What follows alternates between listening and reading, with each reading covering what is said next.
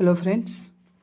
पिछले क्लासेस में हम लोग 2 चैप्टर कंप्लीट कर लिए। पहला अलजेब्रा कंप्लीट किए हैं, दूसरा हम लोग एक और चैप्टर कंप्लीट किए ट्रिग्नोमेट्री। आज हम लोग थर्ड चैप्टर स्टार्ट कर रहे हैं परसेंटेज के जो भी सारे क्वेश्चन CGL 2020 में आए थे सब उसको डिस्कस करेंगे, ठीक है। और उसका आज पहला क्लास हम लोग करेंगे और एक और क्लास होगा, 2 क्लास या 3 क्लास तक जा सकता है और ख़त्म हो जाएगा ये चैप्टर। उसके बाद फिर हम लोग नेक्स्ट चैप्टर पे चले जाएंगे। तो पहला क्लास हम लोग पहला क्वेश्चन शुरू करते हैं। पहला क्वेश्चन क्या बोल रहा है, चलिए देखते हैं। पहला क्वेश्चन बोल रहा है कि ए की आय और बी की आय, एक मिनट, ए की आय और बी की आय से 45% अधिक है। मतलब ए का जो इनकम है बी की इनकम से 45% मोर है। तो ए और बी का अगर रेशियो हम लोग फाइंड करें तो 45 क्या होता है 9/20। 45 क्या होता है 9/20। तो क्या हो गया, अगर हम देखें 45% का फ्रैक्शन वैल्यू होता है 9/20। तो ए और बी का रेशियो क्या हो जाएगा, अगर बी 20 है तो ए क्या आ जाएगा 29। पहला कंडीशन ये बताया। दूसरा क्या बोल रहा है, फिर से आगे बढ़ते हैं, चलिए। बोल रहा है कि the income of C 60% less than sum of income of A B. मतलब जो इनकम सी का जो इनकम है वो ए और बी के दोनों को मिला के जो इनकम होगा ना उससे 60% कम है। मतलब सी का जो इनकम ए और बी के इनकम से 60% कम है। मतलब कि 60% क्या होता है, 60% होता है 3/5। अगर ए बी अगर 5 है ना तो उससे 60% कम, 3 कम क्या हो गया 2, ठीक। लास्ट और एक क्या बोला है कि और क्या बोला है, जो डी की आय मतलब डी की जो इनकम है वो सी की इनकम से 20% अधिक है। मतलब कि जो डी की जो इनकम है वो सी की इनकम से 20% अधिक। 20% 1/5 होता है, अगर सी 5 है तो डी 6 होगा, ठीक है। अब यहाँ पे थोड़ा सा एक कैलकुलेटिव बढ़ जाता है। अगर हमको यहाँ ए बी की जगह पे कोई एक दिया रहता या तो ए या तो बी तो हमारा क्वेश्चन तुरंत बन जाता, ठीक है। लेकिन यहाँ क्या किया गया है, बोला गया है कि ए और बी का सम का ही 60% है ना, 60% कम है। तो हम लोग को थोड़ा सा कैलकुलेट करना पड़ेगा क्योंकि यहाँ ए प्लस बी क्या है 5 हो रहा है और यहाँ अगर ए और बी को ऐड करें तो क्या हो रहा है 49 हो रहा है। तो ये दोनों को इक्वेट करना पड़ेगा, है ना। तो ये दोनों को इक्वेट करने के लिए हम लोग क्या करना पड़ेगा, इसको 49 से मल्टीप्लाई करना पड़ेगा और इन लोगों को क्या करना पड़ेगा 5 से मल्टीप्लाई करना पड़ेगा। तो हमारा बनेगा क्या, हमारा बनेगा ये इसको मल्टीप्लाई करेंगे तो क्या हो गया 245, क्या हो गया 245 बन जाएगा। तो ये आ जाएगा हमारा, ए को फिर 5 से मल्टीप्लाई करेंगे तो 145 और 20 को 5 से मल्टीप्लाई करेंगे तो 100। मतलब ए बी और सी का रेशियो क्या बनेगा, एक डी भी है, ए बी सी भी हम लोग को इक्वेट किए हैं। तो ए क्या है 145 है, बी क्या है हमारा 100 है और सी हमारा क्या है 49 2 ज़ा 98। और सी डी का अगर देखा जाए तो सी अगर 5 है तो क्या है डी हमारा 6 है। तो ये हमारा हो जाएगा 98 5 5। अब क्या बोला है कि जो बी और डी का आय का इनकम का डिफरेंस क्या दिया है 13,200, यही दिया गया है। तो बी और डी, बी क्या हो जाएगा अगर मल्टीप्लाई करेंगे तो 500 और डी क्या हो जाएगा 588, ठीक है। तो यही बोला, ये दोनों का डिफरेंस कितना हो रहा है, डिफरेंस 88। यही जो 88 है ना ये किसके इक्विवेलेंट है, 88 किसके इक्विवेलेंट है 13,200 के इक्विवेलेंट। तो अगर हम 11 से कट करेंगे तो 11 8 88, 11 1 11 2 00 और 8 1 जा 8, 8 1 जा 8 और 8 5 जा 40। मतलब 1 इज इक्विवेलेंट टू 150। तो किसका बोला है इनकम हमको निकालने के लिए, इनकम बोला है सी की इनकम फाइंड करने। सी की इनकम क्या है 98 इंटू 5, यही है।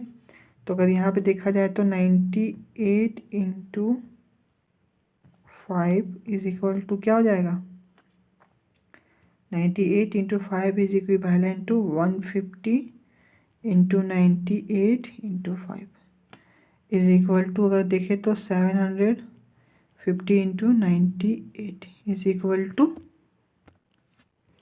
कितना होगा 73,500, ठीक है। ये हमारा आंसर हो जाएगा।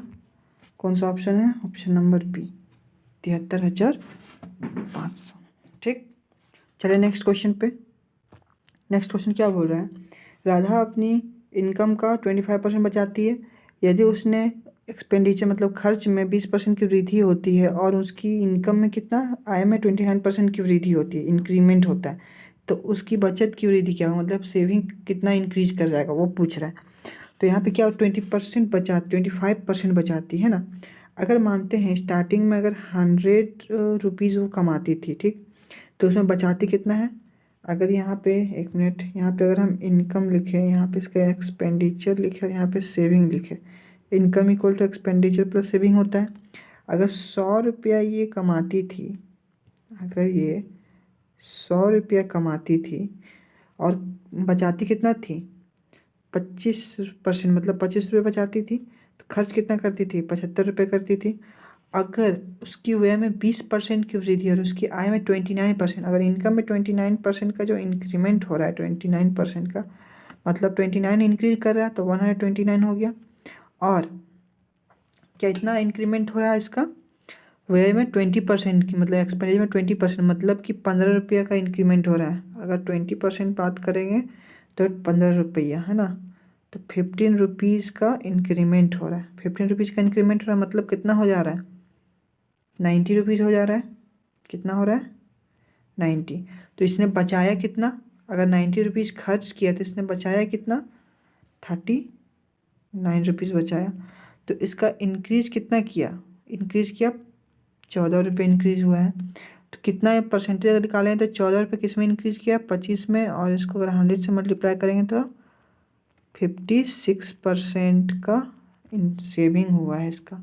कितना हुआ है 56% का सेविंग हुआ है। Option number A. ठीक है, सिंपल सा क्वेश्चन था, कोई दिक्कत नहीं था, बस ये फॉर्मूला याद रखना, income is equal to expenditure plus saving. चलें नेक्स्ट क्वेश्चन पे चलते हैं। नेक्स्ट क्वेश्चन क्या बोल रहा है, क्या बोल रहा है ए बी और सी है, ए बी और सी है, कोई भी एक सर्टेन सम है, सर्टेन सम है, मतलब किसी निश्चित राशि को आपस में क्या करता है डिवाइड करता है ना, मतलब वितरित करते हैं। उनके पास की राशियों का जो औसत है वो कितना है 4520 रुपीज़ है ना। ए का हिस्सा बी के हिस्से से 10 होल 2/3, मतलब कि 10 2/3% से अधिक है, ठीक। और सी के हिस्से से 33% कम है, सी का जो हिस्सा से उससे 33% कम है। तो बी का हिस्सा ज्ञात करने के लिए बोला है, किसका बोला है बी का हिस्सा ज्ञात करने के लिए बोला है। यहाँ पे क्या दिया है, ए का हिस्सा बी के हिस्से से 10 होल 2/3% है, तो ये जो 10 2/3% ये कितना होता है, ये होता है आपका 8/75, ठीक है 8/75 होता है। मतलब क्या बोला है कि अगर हम ए को यहाँ रखें और बी यहाँ है, तो अगर बी 75 है तो ए क्या बोला है 83 है। और फिर क्या बोला है, और ए का जो हिस्सा, फिर से बोला है कि ए का जो हिस्सा है सी के हिस्से से 33 1/3% कम है, मतलब 33 1/3% कितना होता है 1/3। तो मतलब कि अगर यहाँ पे हम सी लिखें तो अगर सी 3 है तो ए क्या है 2, यही बोला है, ठीक है। तो ये 83 हो गया, यहाँ पे 2 हो गया, तो मतलब 150 हो गया, ये कितना हो गया 150, और ये कितना 166, और ये कितना हो गया 249, ठीक है। अब बोला है कि उनके पास की जो राशि है उसका औसत, मतलब जो उनके पास टोटल इनकम है ना, तो उसका अगर हम एवरेज निकालें तो क्या बोला है 4520 बोला है, यही बोला है ना। तो अगर इसका एवरेज निकालने के लिए जाए तो सबको हमको ऐड करना पड़ेगा ना। तो कितना हो गया 9 6 15 और 6 5 11 और 4 15 और 1 16, 2 3 4 1 565। अगर इसका एवरेज निकालेंगे तो यही है, इसके इक्विवेलेंट 4520 के इक्विवेलेंट है। अगर कट करें 5 से तो क्या हो गया 5 × 5 5 × 5 5 3 15 और 5 9 0 और 4, ये कितने टाइम्स में आएगा तो 8 टाइम्स में कट जाएगा, ठीक है। तो क्या हो गया 1 इक्विवेलेंट कितना हुआ 24। तो किसका बोला हिस्सा, बी का हिस्सा पूछा है, बी का हिस्सा कितना है, बी का हिस्सा है तो 150, तो 150 अगर बी का हिस्सा है तो 24 इंटू 150 होगा, और ये किसके इक्वल होता है 3600। ये हमारा आंसर ऑप्शन नंबर सी। ठीक है, तो थोड़ा ना परसेंटेज में देखिए कैलकुलेटिव टाइप का क्वेश्चन ज़्यादा आता है, जितना ज़्यादा आपका कैलकुलेशन फास्ट होगा उतना जल्दी क्वेश्चन बनेगा, और कुछ नहीं है। ठीक है, चलिए अब हम लोग क्वेश्चन नंबर 4 पे चलते हैं। क्वेश्चन 4 क्या बोला है कि ए की जो इनकम है वो बी के से 30% कम है, मतलब कि ए का इनकम बी से 30% कम है। तो ए और बी लिखते हैं। 30% कितना होता है, कितना होता है 3/10 होता है। अगर बी 10 है तो ये कितना है 7, ये ना हुआ। 30% का मतलब होता है 3/10। तो अगर बी 10 है तो ए कम है 30%, तो वही क्या हुआ 7। और बी की आई सी की आई से 137.5% अधिक है। तो 137.5% इसको हम लोग लिख सकते हैं 100 प्लस 37.5 बता रहे हैं बस आपको कैसे होता है। अगर 100% क्या होता है 1, और 37.5 कितना होता है 3/8, कितना हो गया 11/8। ठीक है, तो 37.5 137.5% कितना होता है 11/8। तो सी बोला है, तो क्या बोला बी की आई सी की आई से कितना 137.5% अधिक, मतलब सी की आई। अगर हम सी की आई बोलते हैं 8, तो इससे 137.5% कितना हो जाएगा 11 जोड़ देंगे तो 11 8 19 अधिक है। यही है, ख़त्म। ए अगर क्या बोला है, यदि ए की आई बी की आई से इतना रुपये कम है तो सी की आई ज्ञात करने के लिए बोला है। तो सी की आई हम लोग ज्ञात करेंगे 19 7 जा 153, 19 10 जा 190, 8 10 जा 80। यही है, क्या बोला बी की आई से ए की आई बी की आई से 28,500 कम है। तो ये दोनों का डिफरेंस कितना हो रहा है 37, किसके इक्वलेंट 28,500 इक्विवेलेंट। थोड़ा सा लगता है कुछ गलती हुआ है, एक यहाँ पे देखना पड़ेगा, 1 मिनट। ये अच्छा देखिए, हमको लगा यहाँ पे 79 जे कर दिए थे, गलती हो गया। 19 7 जो 133 होता है, और अगर इसको माइनस करेंगे तो हमारे पास कितना आ जाएगा 57। और 57 किसके इक्विवेलेंट बोला था 28,500 के। और 57 5 से कितना होता है 57 5 टाइम्स में कट जाएगा 285, तो 00, मतलब 1 इज इक्विवेलेंट टू 500। तो हमें पूछा किसका गया था इनकम, पूछा गया सी की इनकम। सी की इनकम है 80, तो 80 इक्विवेलेंट टू कितना हो गया 80 इंटू 500 इज इक्वल टू कितना हुआ 40,000। ठीक है, 40,000 हमारा हो गया आंसर ऑप्शन नंबर ए। ठीक है, ऑप्शन नंबर ए। चलिए क्वेश्चन नंबर नेक्स्ट पे चलते हैं। चमन लाल अरशद और जगजीत सिंह ने कोई चुनाव लड़ा था। ठीक है, और क्या बोल रहा है कि मतदान के सभी वोट वैध थे, मतलब कि जितने भी सारे वोट हुए थे सारा वैलिड वोट था। ठीक, अरशद को कुल वोटों का 35% वोट मिला था, मतलब कि बोला गया कि जो टोटल वोट है वो अरशद को कितना मिला 35% टोटल वोट का, और चमन लाल को प्रत्येक 35% में से 14 वोट मिले थे। मतलब प्रत्येक 35 वोट में से 14 वोट किसको मिले थे चमन लाल को मिले थे। विजेता को सबसे कम वोट पाने वाले व्यक्ति की तुलना में 4,950 वोट अधिक मिले, यहाँ पे बोला गया है। और मतदान हुई सभी वोटों की कुल संख्या ज्ञात करने के लिए बोला है, यही बोला गया है। क्या करना है अब क्वेश्चन में क्या बोला गया, अगर हम मान लें कि टोटल 100 वोट दिया गया था।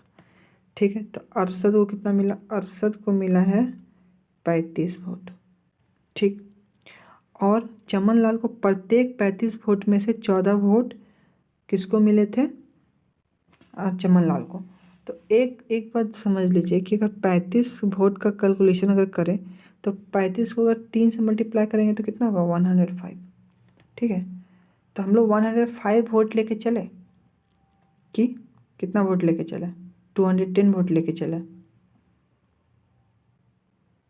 अगर हम इसके हिसाब से चलेंगे ना चमन लाल के हिसाब से तो ज़्यादा हमको फ़ायदेमंद लग रहा है। 100 वोट लेने से अच्छा है कि 35 वोट के हिसाब से अगर हम लोग चले तो इसका चमन लाल का भी निकल जाएगा, ए अरशद का भी निकल जाएगा। ठीक। और जगजीत सिंह जो भी लाएगा वो बाकी बच्चा लेके आएगा। तो हम लोग चलते हैं 35% वाला वोट के हिसाब से हम लोग काम करते हैं। तो अगर हम मान लें कि अगर 105 पे या फिर चलिए हम लोग कट कुटा के अगर 105 पे मानते हैं, 105 लेते हैं, ठीक है ना, 105 वोट लेते हैं। तो अगर हम लोग 105 लेते हैं तो 35%, 105 का 35% कितना हो जाएगा बताइए। 35% 105 से अगर निकालें तो कितना हो जाएगा, 36.5, सॉरी 36.75 हो जाएगा। ठीक है, 36.75।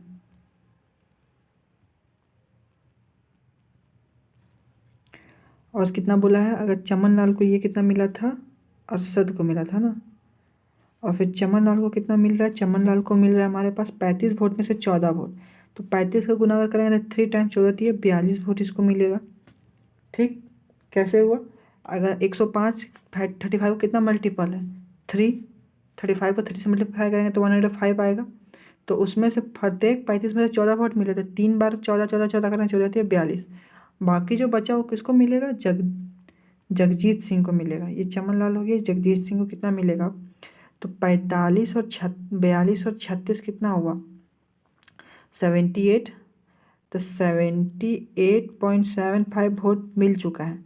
तो बाकी 105 में से 78.5 को तो 105 में से अगर घटाएंगे तो कितना बचेगा हमारे पास, 2 5 14 में 8 गया तो 6 और 9 में तो 26 वोट बचेगा।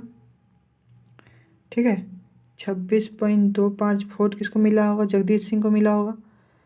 अब क्या बोला है कि विजेता को सबसे कम वोट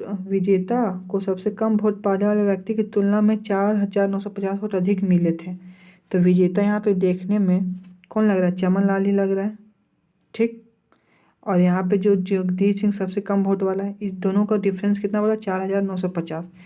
तो कितना हो जाएगा देखो तो 7.75 इधर हो गया, 5 और 1 15.75 वोट किसके बराबर है, 4950 के।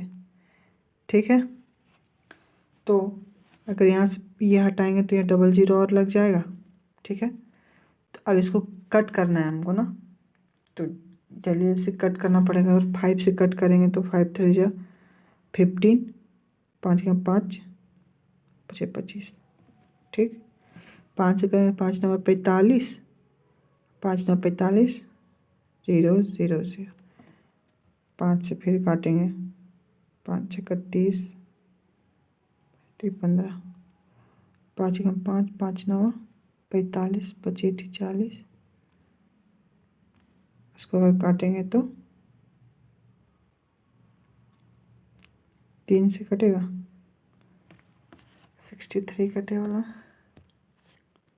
अगर हम 63 से काटना चाहें तो थोड़ा सा डेसिमल में चला जाएगा, इसलिए हम लोग क्या करेंगे, इसको एक किसके इक्विवेलेंट 19800 डिवाइडेड बाई 63 करते हैं। और किसका हमको निकालने के लिए टोटल मतदान हुए सभी कुल सीटों की संख्या बोला है ना, तो अगर इसको कुल सीटों की संख्या 105, यही 105।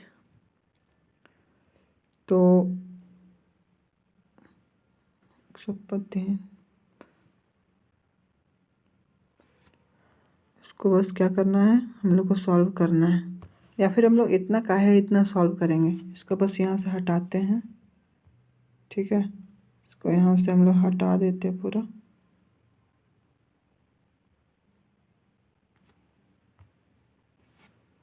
क्या करेंगे अब, क्या बोला है, ये दोनों का डिफरेंस बोला था ना, ये दोनों का डिफरेंस कितना है, 26 25, ये ना 78,500। ये दोनों का डिफरेंस कितना है, 1575।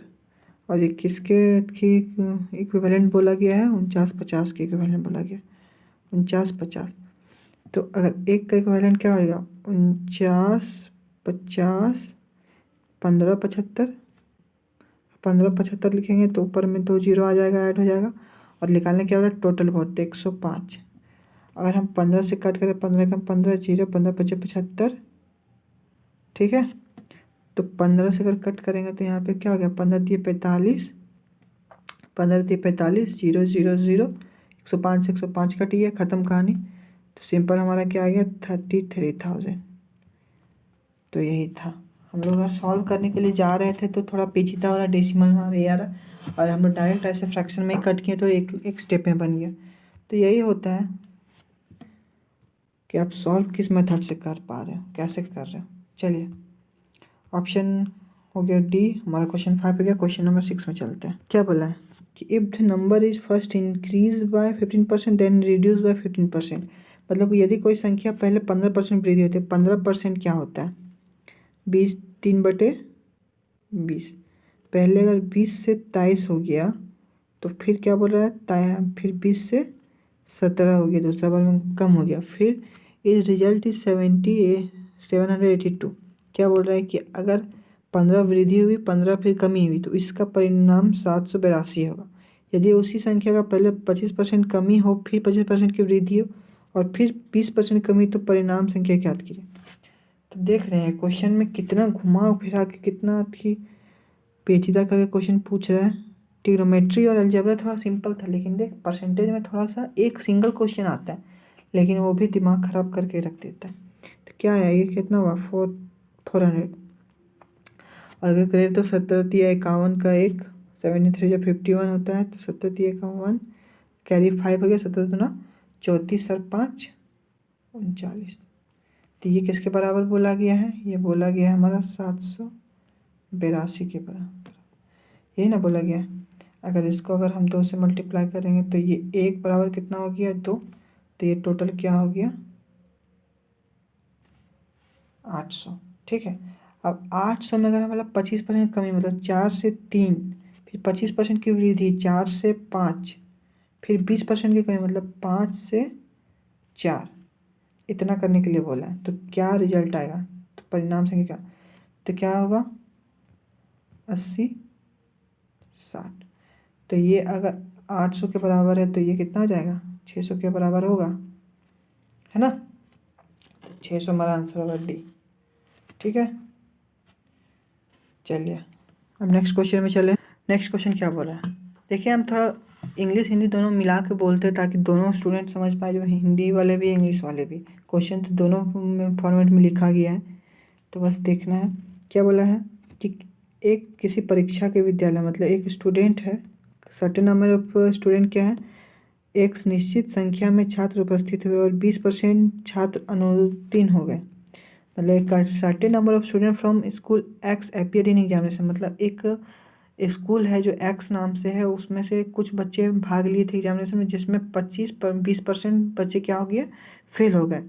और फिर एक आया उसी परीक्षा में विद्यालय एक्स की तुलना में, क्या बोला, उसी परीक्षा में विद्यालय एक्स की तुलना में विद्यालय वाई से 130% अधिक छात्र उपस्थित हुए। बोल रहा है कि from school Y 130% more student than that of school X. मतलब जो वाई में जो स्कूल है ना, वाई स्कूल में, वो एक्स स्कूल के मुकाबले 130% अधिक बच्चे क्या वो भाग लिए थे, ठीक।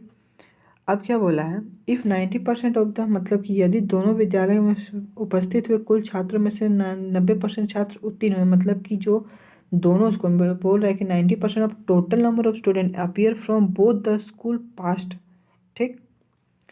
यहाँ तक को समझ में आ गया क्वेश्चन, कि अगर बोल रहा है कि दोनों स्कूल को मिला के जितने भी बच्चे पास हुए वो टोटल क्या है 90%, कुल छात्रों में से 90% क्या वो उत्तीर्ण हुए। तो विद्यालय वाई, तो मतलब स्कूल वाई में अनुत्तीर्ण छात्रों के प्रतिशत ज्ञात करें। मतलब जो वाई में कितने, वाई स्कूल में कितने % बच्चे फेल हुए हैं उसका परसेंटेज हमको पूछा गया है। तो यहाँ सिंपल सा बात है कि अगर मान लेते हैं, क्या बोला गया है कि अगर हम मानते हैं कि एक्स में 100 बच्चा हम लोग का भाग लिया, तो वाई में कितना बोला गया है, 130%, मतलब 230 बच्चा भाग लिया होगा। इतना बात समझ में आ गया। अब बोला है कि जो एक्स में निश्चित संख्या में छात्र उपस्थित उसमें 20% अनुत्तीर्ण हुए, मतलब अगर 20% फेल हुए, मतलब 20 फेल हुए तो 80 तो पास किए होंगे। और क्या बोला है, बोला गया दोनों स्कूल को अगर हम लोग मिला दें, दोनों स्कूल को अगर मिला दें, ठीक है, तो कितने बच्चे हो रहे हैं? 330। इसमें से 90% बच्चे पास हो गए, तो 90% बच्चे कितना हो गया? 297। मतलब फेल कितना हुआ होगा? 330 में 297 पास हो गया, तो फेल कितना हो गया हुआ होगा? 33 स्टूडेंट फेल हुआ होगा, है ना। 33 में क्या बोला गया है? 33 में तो अकेले एक्स में कितने बच्चे फेल हुए थे? एक्स में 20 बच्चे फेल हुए, तो वाई में कितने बच्चे फेल हुए? 13 बच्चे फेल हुए। ठीक, अगर 13 बच्चे फेल हुए, ठीक है, ये 13 बच्चे फेल हुए, तो इसका परसेंटेज क्या होगा? 13/230 इंटू 100, यही होगा। अब इसका डेसिमल फॉर्म में निकालना पड़ेगा, तो 130/23, ठीक है। 5 से चला जाएगा, 6 से जाता क्या? 6 से भी चला जाता। मिनट, अगर हम यहाँ पे 6 लें तो 6 3 जा 18, 1 से 12 13, नहीं गया। इसका मतलब फिर 6 से नहीं जाएगा, तो क्या ऑप्शन में है? 5.7, ठीक है। तो यही चीज़ देखना था कि हमको ज़्यादा सॉल्व करने की ज़रूरत नहीं एग्ज़ाम में, हमको बस एनालाइज कर लेना है कि अगर ऑप्शन में होगा तो होगा कौन सही। इतना तो बता ही दिए। चलिए नेक्स्ट क्वेश्चन में क्या बोला है? राजन, एक 8 नंबर क्वेश्चन बोल रहा है कि राजन अपने इनकम का 10% किराए पर खर्च करता है। वह अपने वेतन का शेष भाग का 20% परिवहन में खर्च करता है। उसके बाद वह अपने शेष इनकम का 40% भोजन पर खर्च करता है। इसके अलावा शेष राशि का 80% विभिन्न बिलों पर खर्च करता है। वह बैंक में 5,000 रुपये जमा करता है और 1480 रुपये अपने स्वयं के छोटे मोटे खर्च के लिए रखता है। उसका मासिक वेतन याद करें। देख रहे हैं, खर्चा करते जा रहा है बेचारा, और हमको उसका वेतन फाइन करने के लिए बोल दिया गया है। खैर कोई नहीं, कमा रहे तो खर्चा कर रहे हैं ना। हम लोग तो कमा भी नहीं रहे हैं, सब स्टूडेंट लोग क्या कमाएगा, सब खर्च कर रहा है अभी। खैर कोई नहीं, ये भी दुख पार हो जाएगा। चलिए देखते हैं कैसे बनेगा ये।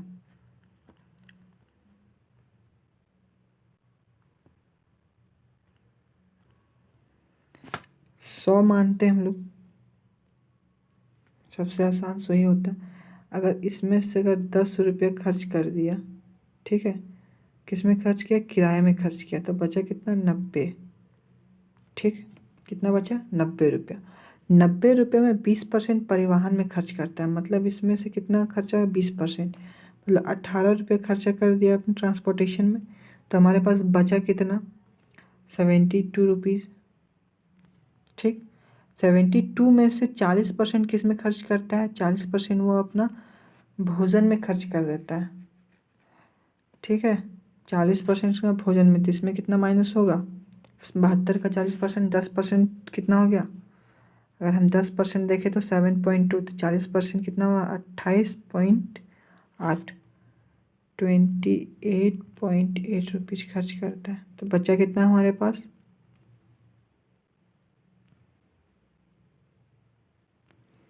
43 रुपया 20 पैसा। इसका 80% वो किसमें खर्च कर देता है? इसका 80% खर्च कर देता है अपना विभिन्न बिलों में। तो इसका 80%, तो बचा कितना? इसका 20% बचा गया। 80% होता है 4 बचे 5, तो 1/5 बचा। तो 1/5 अगर हम लोग निकालने का कोशिश करें तो कितना निकल रहा है? पचीठी 40, 5 छक्का 30, और फिर क्या होगा? 5 × 30.4, मतलब 8.64 रुपीज़ बचा इसके पास। 8.64, और यही जो 8.64 है वो किसके बराबर दिया गया? ये दोनों का सम के बराबर, क्योंकि 5,000 रुपये जमा करता है और 1,480 रुपये पैकेट में रखता है। तो 6,480 रुपया, 6,480 रुपया। कहीं गलती तो नहीं की है हम लोग? सारा ठीक है। अगर हम देखें तो अपना बचा कितना बोला गया? तो 1 बराबर कितना हुआ 6480 डिवाइड बाई 8.64, यही है। और फिर 100 बराबर 6480 इंटू 100, और इसका अगर पॉइंट हटाएंगे तो यहाँ भी 100 डिवाइड बाई 864। नहीं लग रहा है ज़्यादा हो जा रहा है। अच्छा,